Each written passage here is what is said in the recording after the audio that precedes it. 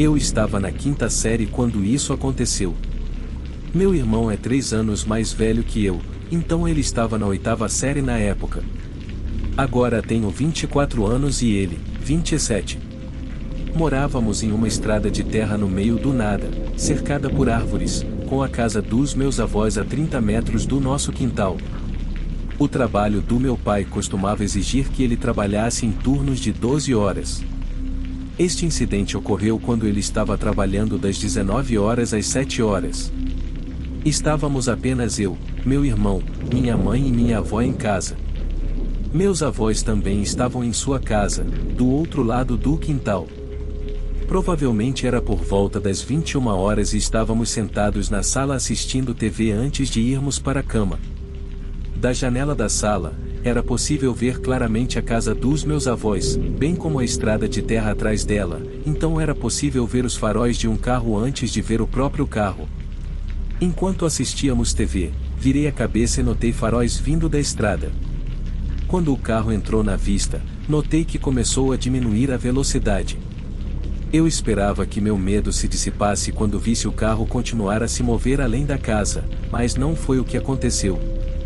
Os faróis apenas conseguiram brilhar além do canto da casa, então pude ver que o carro havia parado completamente na frente. Eu contei ao meu irmão e à minha mãe o que vi, e eles vieram até a janela para testemunhar eles próprios. Minha mãe nos disse para não entrarmos em pânico, poderia ser apenas alguém precisando de direções. Claro que não pensei nisso na época, mas que pessoa dirige por uma estrada de terra precisando de direções a essa hora da noite? Ficamos todos esperando na janela por o que parecia os mais longos poucos minutos da minha vida, e minha imaginação estava correndo solta com cenários horríveis que meus avós possivelmente estavam enfrentando. Finalmente, o carro entrou na vista além da casa dos meus avós, e dentro de alguns segundos, desapareceu pela estrada. Cerca de 1 minuto depois, o telefone de casa tocou e minha mãe atendeu. Era minha avó do outro lado da linha. Ela disse que algum caminhão havia parado em frente à casa deles e um homem sem camisa bateu na porta da frente deles. Minha avó, que havia atendido a porta, chamou meu avô para junto dela e perguntou ao homem se eles poderiam fazer algo por ele. O homem disse que precisava que meu avô levasse a algum lugar na estrada. Esse pedido foi extremamente estranho, pois havia outra pessoa sentada no banco do motorista do caminhão. Meu avô recusou o pedido por já haver alguém com o homem e ele não conseguia imaginar por que o homem precisaria especificamente dele para uma carona. Havia uma porta de tela separando os do homem, e depois que meu avô recusou o pedido, o homem ficou visivelmente bravo, começando a gritar enquanto batia na parte fixa da porta de tela. Meus avós fecharam a porta de madeira mais pesada na frente do homem e o observaram da janela até que ele voltou para o caminhão e foi embora. Depois que minha mãe desligou o telefone, ela ligou para meu pai e explicou tudo para ele. Como ele trabalhava a uma boa hora e 10 minutos de distância, e o fato de ninguém ter sido ameaçado com uma arma, ele apenas disse para minha mãe ligar para a polícia e pedir que eles investigassem a floresta ao redor das casas apenas para garantir que o homem e seu companheiro não estivessem nos vigiando. Conhecíamos um policial que frequentava a mesma igreja que nós. Ele veio logo depois e trouxe outro policial com ele. Eles levaram ambos os carros de patrulha até a linha das árvores e iluminaram as grandes luzes em direção à floresta. Depois de terem feito uma varredura completa da propriedade, eles relataram que não encontraram nada suspeito e nos disseram para ligar se ouvíssemos mais alguma coisa. Depois que os policiais saíram, minha mãe ligou para meu pai novamente e disse que tudo parecia estar bem. No entanto, na manhã seguinte, quando minha mãe estava me levando e ao meu irmão para a escola, estávamos indo na direção oposta a qual o caminhão tinha ido na noite anterior. Não tínhamos viajado nem 1 quilômetro antes de vermos algo estranho.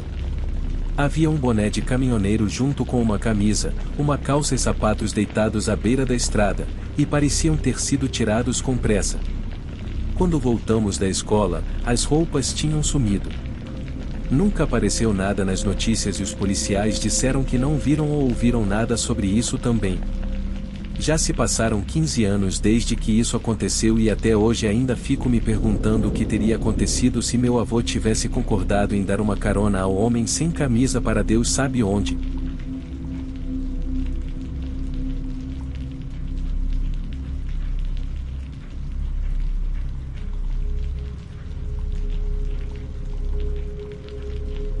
Quando eu era criança, meu pai e eu fomos morar com meus avós por um tempo. A casa deles era enorme e ficava no meio do nada. Era toda feita de madeira e drywall, então o lado de fora tinha essa cor escura de madeira, assim como as áreas que ainda não tinham sido cobertas com drywall, como um capricho no design. Tudo sempre rangia, já que a casa era muito antiga, e cada decoração que meus avós tinham parecia pertencer a um museu. Meu quarto ficava no porão, que, nesta casa, não era completamente abaixo do nível do solo. Então, as janelas do meu quarto davam para o amplo quintal aberto. Como eu disse, essa casa estava no meio do nada, então, quando escurecia, ficava realmente escuro. Havia árvores cercando a casa de todos os lados, já que a entrada nem era um caminho reto. Ele fazia uma curva pela floresta ao redor antes de chegar à estrada principal. Eu frequentemente ficava em casa sozinha, já que meu pai trabalhava e meus avós gostavam de sair.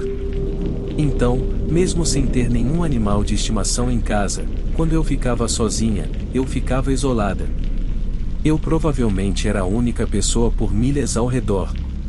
Meu quarto no porão compartilhava uma parede com uma lavanderia, mas a lavanderia só era acessível se você saísse do meu quarto, subisse as escadas em direção à porta da frente, virasse à direita, descesse a segunda escada e entrasse em outra área do porão que não estava conectada à minha seção. O porão era uma área bem estranha, e essa seção do porão tinha uma porta lateral que dava para o lado de um galpão anexado. Muitas vezes, quando meu pai chegava em casa, ele esquecia de trancar a porta atrás dele porque era meio que uma porta dentro de um corredor, realmente, se você contar o galpão. De qualquer forma, apesar da lavanderia estar literalmente bem ali, ainda era uma caminhada longa do meu quarto. Sempre que as pessoas lavavam roupa, eu as ouvia subindo os degraus rangentes e batendo a porta do secador, etc. Um dia, eu estava em casa sozinha depois da escola e estava sentada no sofá desenhando quando ouvi alguém bater na porta da frente. Olhei pela janela para ver alguém parado lá. Eu, com 15 anos, achava que era adulto o suficiente para lidar com isso, então me levantei para atender a porta. A porta tinha grandes janelas de vidro de ambos os lados, então eu podia ver facilmente quem estava do lado de fora. Havia um homem parado lá, um homem branco com uma grande barba e cabelos castanhos bagunçados. Ele usava uma camisa xadrez e jardineiras e literalmente parecia um lenhador. Graças às janelas, eu podia vê-lo tão facilmente quanto ele podia me ver. Eu estava prestes a abrir a porta quando ele se aproximou da janela tão rapidamente que eu congelei. Eu apenas fiquei ali enquanto ele esperava, quase como se estivesse esperando algo. Foi então que decidi não abrir a porta. Oi, eu chamei hesitante. Ei, Mary está em casa, ele me cumprimentou com uma voz que estava muito alta. Mary era o nome da minha avó, mas a maioria das pessoas que a conheciam bem a chamava de Mary Lou. Eu o encarei através do vidro, sem saber o que dizer.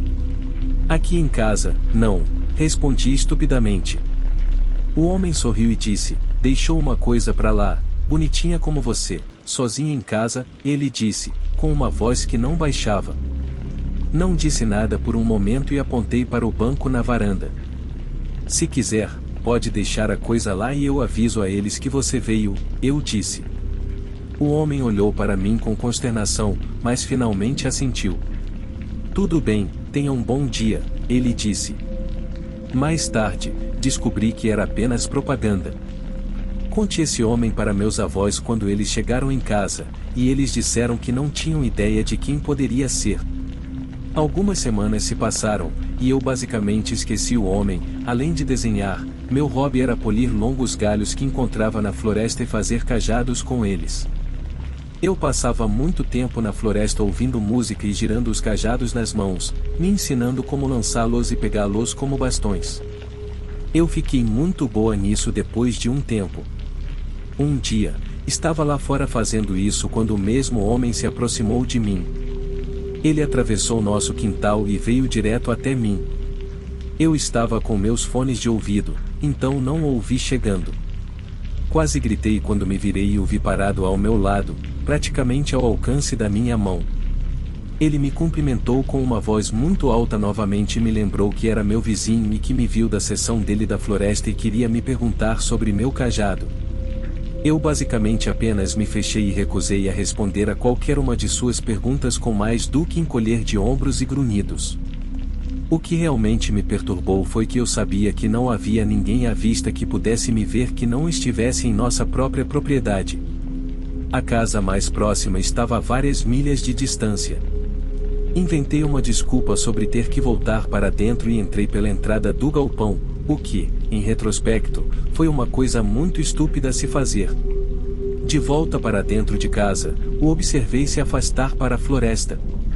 Algumas semanas depois, eu estava sozinho em casa novamente e estava desenhando no meu computador no meu quarto quando ouvi os 2 primeiros degraus rangendo do outro lado da parede onde ficava a lavanderia. Congelei, me perguntando quem poderia ser. Não ouvi a porta da frente se abrir lá em cima e era muito cedo para meu pai estar em casa. Comecei a entrar em pânico e saí do meu quarto, me escondendo no armário de armazenamento embaixo da minha escada. Usei meu telefone como lanterna e me enfiei entre 2 caixas. Me espremi o máximo que pude. Fiquei horrorizada ao ouvir os passos continuarem a render, mesmo estando na sala ao lado. Algo me dizia que não era meu pai, porque ele não subiria as escadas tão lentamente e cuidadosamente. Esperei, prendendo a respiração, enquanto podia ouvir o teto acima de mim rangendo. Os passos diminuíram e depois voltaram atrás, como se o intruso estivesse tentando entender o estranho layout da casa. Então ouvi os degraus acima de mim começarem a render. Entrei em pânico quando percebi que quem quer que fosse havia encontrado o caminho para a seção do porão onde eu estava escondida. De repente, ouvi os passos acelerarem e a porta da frente foi aberta e fechada. Alguns minutos depois, ouvi meus avós entrando. O homem tinha fingido esperar na porta da frente por eles, e meus avós nem perceberam que a porta da frente estava destrancada. Cautelosamente, saí da área de armazenamento e fiquei na base da escada, principalmente escondida atrás do canto, apenas espiando para ver o que estava acontecendo. Mas ele me viu, acenou e sorriu para mim como se fosse meu tio amigável. Eu não acenei de volta. Ele estava agindo amigável e confiante, nada como um homem que quase foi pego por invasão de domicílio. Nós nos mudamos pouco depois disso, e, felizmente, meus avós nunca mais ouviram falar dele desde então.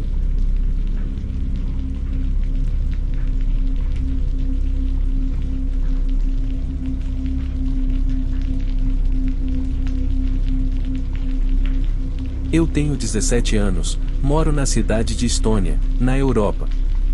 O inglês não é minha primeira língua, então peço desculpas por quaisquer erros. Eram 14 horas e eu acabará de terminar mais um dia entediante na escola. Tinha aulas de guitarra às quartas-feiras após a escola. Considerei pular a aula e voltar para casa, inventando para meus pais que o professor estava doente e que não haveria aula hoje. Mas decidi enfrentar e ir para a aula de qualquer maneira. Isso acabou sendo um grande erro. Cheguei à entrada do prédio e avistei um cara estranho e sem teto usando um casaco com capuz vermelho, sentado de pernas cruzadas em uma poça no meio do estacionamento. Parei e o encarei por cerca de 1 minuto, confuso e fascinado. Mas ele não se moveu. Na noite anterior havia chovido, e havia dezenas de pequenas poças espalhadas ao redor dos carros estacionados, mas parecia que ele tinha ido intencionalmente procurar a maior delas no estacionamento para ocupar. Havia algumas pessoas olhando de lado para ele enquanto entravam no prédio, mas ninguém estava dizendo nada, então eventualmente apenas dei de ombros e segui meu caminho para minha aula. Depois de 2 horas e meia sentado na sala de aula, tinha completamente esquecido dele. Quando saí do prédio, notei com surpresa que o homem ainda estava lá sentado e não tinha se movido um músculo. Fiquei muito assustado e fiz algo muito estúpido. Me aproximei dele e, quando estava a cerca de 3 metros, tirei meu celular e, como um idiota, disse: "Bem cara, não se mexa", e tirei uma foto dele. Desde então, perdi a foto porque tive que trocar de celular. O homem fez contato visual comigo e meu coração deu um salto. Sua cabeça não se moveu, apenas seus olhos. A pele do homem estava extremamente enrugada e marcada pelo tempo, seus olhos eram cinza e ele tinha uma barba incrivelmente longa e desgrenhada. Ele cheirava como se tivesse vivido em um monte de lixo. Seu aspecto combinado com a maneira como ele se comportava me arrepiou. Parecia que ele nem era humano. Imediatamente saí em passos rápidos em direção à calçada, sem me permitir olhar para trás. Atravessei a rua e parei no outro lado, esperando o sinal abrir. Minha case de guitarra parecia 2 vezes mais pesada do que o normal. Olhei para trás em direção ao estacionamento e meu coração afundou. O homem da poça tinha se levantado e estava caminhando diretamente na minha direção, seus olhos me encaravam intensamente, e ele nem se incomodou em olhar para os lados antes de começar a atravessar a rua. Imediatamente pedi desculpas a ele em estoniano e novamente em russo, mas sua expressão não mudou. Foi então que percebi que suas roupas estavam encharcadas de sentar na poça, mas não era apenas uma trilha de água que ele deixava para trás, ele estava sangrando. Corri imediatamente pela faixa de pedestres sem esperar o sinal mudar. Em retrospecto, tenho sorte de não ter sido atropelado por um carro. Comecei a correr o mais rápido que pude pela calçada, sem olhar para trás. Eu sabia que deveria ter chamado a polícia, mas estava em pânico e segurando minha case de guitarra com as 2 mãos. Não queria soltar uma das mãos para usar meu celular com medo de que isso pudesse me atrasar. De vez em quando, eu olhava para trás e percebia que o cara ainda estava me seguindo com passos determinados. Depois de cerca de 5 minutos correndo, carregando minha guitarra, senti que ia desmaiar, mas ainda tinha meia milha para chegar até meu prédio e o homem da poça estava se aproximando de mim. Sabendo que ia me arrepender depois, deixei a case no chão e simplesmente corri pela rua escura o mais rápido que pude. Não olhei para trás uma vez. Quando cheguei ao meu prédio, subi as escadas, pelo corredor e entrei no meu apartamento, batendo a porta atrás de mim e trancando-a. Eu estava ofegante como se tivesse quase me afogado, e minha mãe gritou comigo da cozinha por fazer tanto barulho. Ela perguntou se eu estava bem, e eu apenas assenti sem responder. Não sei por que não contei a ela o que aconteceu, provavelmente porque ela não teria acreditado em mim e teria gritado comigo por abandonar minha guitarra e teria me obrigado a voltar para buscá-la. Simplesmente disse a ela que deixei minha guitarra na escola durante a noite e me tranquei no meu quarto até finalmente conseguir relaxar. Na manhã seguinte, acordei às 6 horas para passear com o cachorro e me preparar para a escola. Esta é a parte que tenho certeza de que as pessoas não vão acreditar, mas prometo que é a verdade. Quando abri a porta do meu apartamento, prendi a respiração e minhas pernas quase cederam sob mim. Minha case de guitarra estava sentada do lado de fora da porta e tinha sangue seco e crostas por toda a alça. Isso já foi aterrorizante o suficiente, mas o que me deixou ainda mais assustado foi que a maçaneta da porta estava coberta de sangue seco também. Minha case de guitarra não tem uma etiqueta ou qualquer coisa com meu nome ou endereço. Não faço ideia de como ele descobriu onde eu morava. Lavei imediatamente o sangue da maçaneta e da alça e nunca contei a ninguém, nem à escola, nem à polícia, e definitivamente não aos meus pais. Parei de ir às minhas aulas de guitarra depois disso.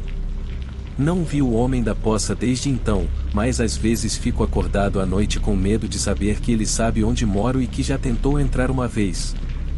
Graças a Deus tranquei a porta naquela noite. 3 anos depois, finalmente consegui me mudar para uma grande cidade, uma que eu queria morar a vida toda. Acabará de fazer 23 anos, tinha um emprego bem remunerado e muitos amigos já moravam lá. Aluguei um apartamento estúdio e arrumei um gato. Estava absolutamente apaixonado pela cidade. Tudo começou em um show de punk em um bar sujo e negligenciado, meu habitat natural.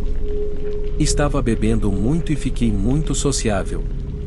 Fui cumprimentar meu grupo de amigos, ganhei cervejas grátis de aniversário e me diverti muito. Fiquei bem na frente do palco na maior parte do show porque a banda era genuinamente incrível. Levei um tempo para notar o cara alto, careca skinhead, que estava a cerca de 5 metros de mim. Ele era muito alto, nem gordo nem magro, talvez o forte ou seja a palavra certa. Ele tinha cabeça raspada, botas e suspensórios, e tudo mais. Não dei muita atenção a ele, estava focado na banda. Durante meus intervalos para cigarro e enquanto assistia à banda, percebi que ele sempre estava por perto, mas assumi que ele devia estar socializando com amigos em comum. Em um ponto, eu estava na frente do palco e se formou uma roda punk atrás de mim. Ele estava nela e, toda vez que ele voltava para perto de mim, ele meio que me empurrava tentando me colocar na roda, mas eu não entrei porque estava bêbado e sabia que ia me machucar se entrasse. O show acabou e todo mundo estava se despedindo quando percebi que tinha perdido meu passe de ônibus. Era longe demais para caminhar para casa, e nenhum dos meus amigos me deixaria dormir na casa deles.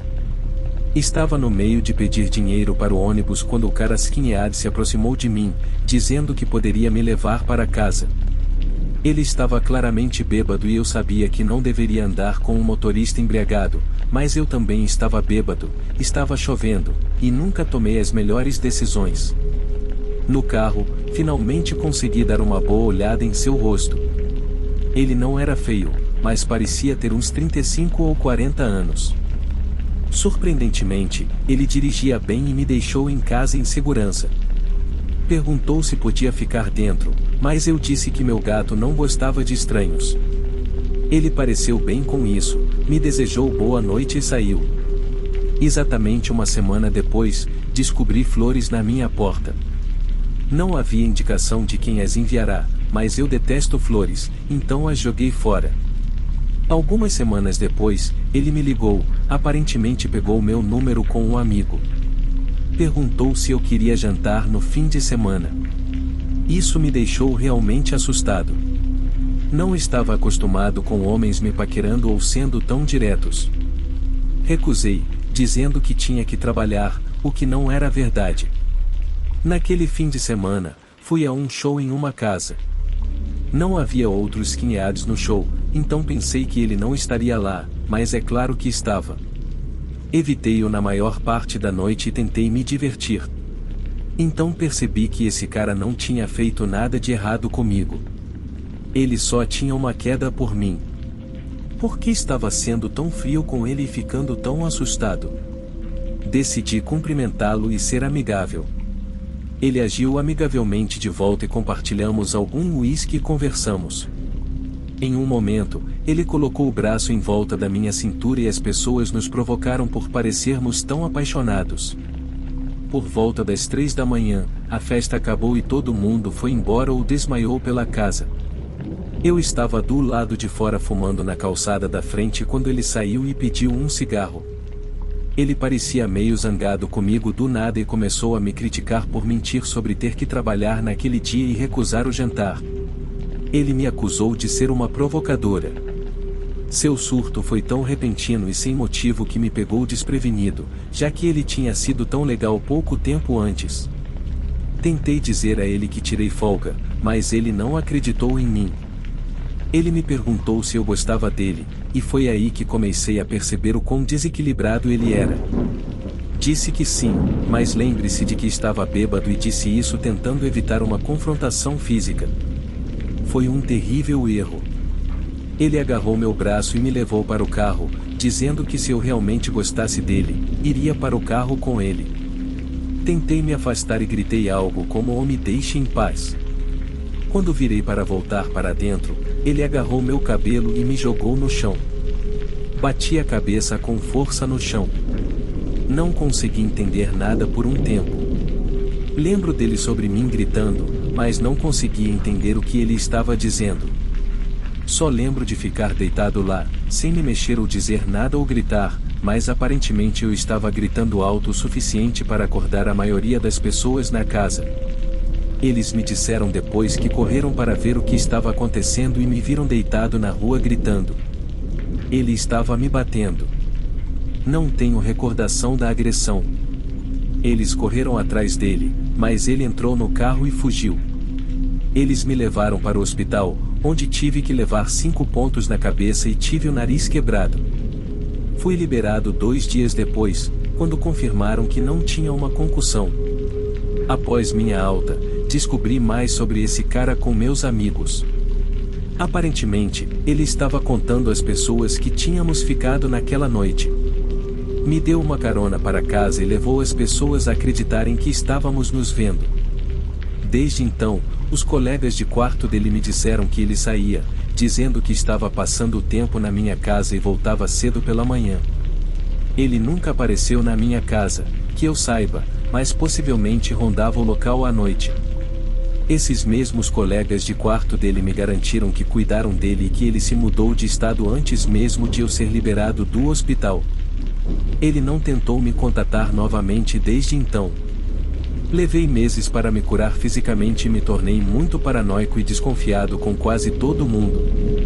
Perdi muitos amigos por causa do que aconteceu, e muitas pessoas não acreditaram em mim, exceto os que me ajudaram naquela noite e os colegas de quarto do cara que o expulsaram do estado. Eles se tornaram amigos próximos de mim e me ajudaram a superar esse trauma. Não moro mais na cidade e às vezes sinto muita falta dela, mas me sinto muito mais seguro na minha pequena cidade.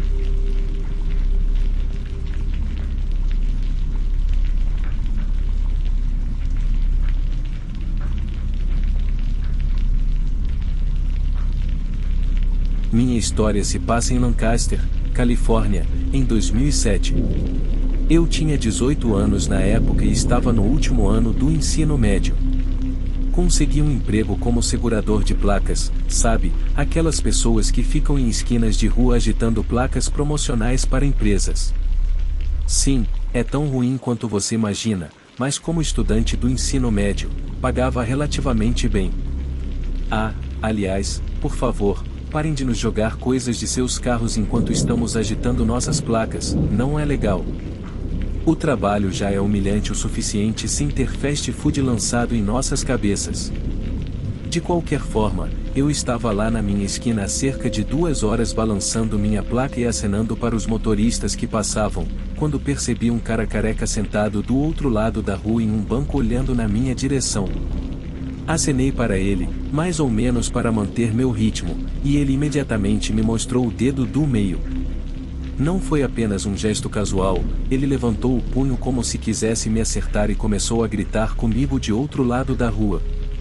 Não consegui entender exatamente o que ele estava dizendo, mas a palavra foi definitivamente usada pelo menos uma vez. Evitei contato visual com ele e voltei minha atenção para os carros novamente. Pouco depois, meu chefe parou no meio-fio e me disse que eu estava livre para ir embora, já que nossa empresa foi demitida e todos os seguradores de placas seriam substituídos por uma equipe diferente. Fiquei desapontado por estar sem trabalho no futuro próximo, mas naquele momento, estava aliviado por poder sentar em algum lugar longe do sol. Estava prestes a contar ao meu chefe sobre o cara careca quando percebi que o banco do outro lado da rua estava vazio. Não sei quando ele saiu, mas simplesmente dei de ombros e entrei no carro com meu chefe, que me disse que meu substituto estaria lá dentro de 1 hora. Ao longo da próxima hora, fui para casa, me troquei e estava encontrando um amigo para almoçar antes de ir ao cinema, quando as notificações no meu telefone começaram a explodir sem parar, com pessoas me perguntando se eu estava bem e pedindo para ligar para elas. Fiquei confuso e imediatamente liguei para minha mãe, que começou a chorar quando ouviu minha voz. Fui para casa ficar com ela e imediatamente descobri qual era toda a preocupação. As notícias estavam relatando que um segurador de placas havia sido morto a tiros na mesma esquina em que eu estava menos de 1 hora atrás. Quando a vítima caiu, seu filho cobriu parcialmente o rosto dele e ele não tinha nenhuma identificação com ele, então a maioria dos meus amigos pulou para a terrível conclusão de que era eu que estava lá deitado. A coisa assustadora era que a vítima e eu éramos muito parecidos, ambos latinos, com cabelos escuros curtos, tínhamos praticamente a mesma altura e até estávamos vestidos com roupas quase idênticas.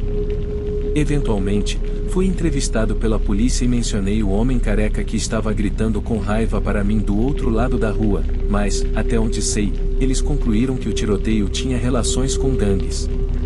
De qualquer forma, a situação me abalou e não me senti seguro ou relaxado por muito tempo depois. Me senti terrível pela outra pessoa que morreu, mas ao mesmo tempo, se meu chefe não tivesse vindo me buscar quando fez, quem sabe se seria eu quem seria baleado e morto. Agora tenho esposa e filho e às vezes, quando olho para eles, penso em como tudo poderia ter sido diferente.